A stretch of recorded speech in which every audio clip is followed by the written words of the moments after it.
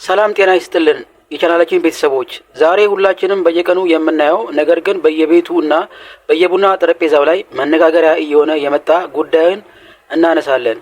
አለባበስ።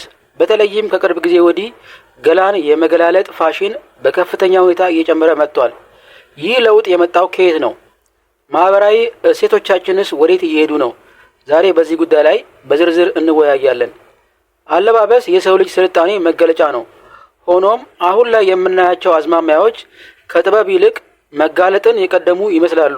በአደባባይ፣ በቤተ ክርስቲያን፣ በሥራ ቦታዎች ሳይቀር የሰውነት ቅርጽ የሚያሳዩ ወይም ገላን ገልጠው የሚያሳዩ ልብሶች የተለመዱ ሆነዋል። ይህ ደግሞ በብዙዎች ዘንድ ዘመናዊነት ተደርጎ ተወስዷል። ግን በእውነት ዘመናዊነት ማለት ይሄ ነው? ለዚህ ለውጥ ዋነኛው ተጠያቂ ማህበራዊ ሚዲያ ነው። በየቀኑ የምናያቸው ምስሎች ቆንጆ ለመባል እንዲህ መልበስ አለብህ ወይም አለብሽ የሚል ድብቅ መልእክት ያስተላልፋሉ። ብዙ ወጣቶች ተቀባይነትን ለማግኘት ሲሉ የራሳቸውን ማንነትና ባህል እየጣሉ የሌላውን ለመቅዳት ይሞክራሉ።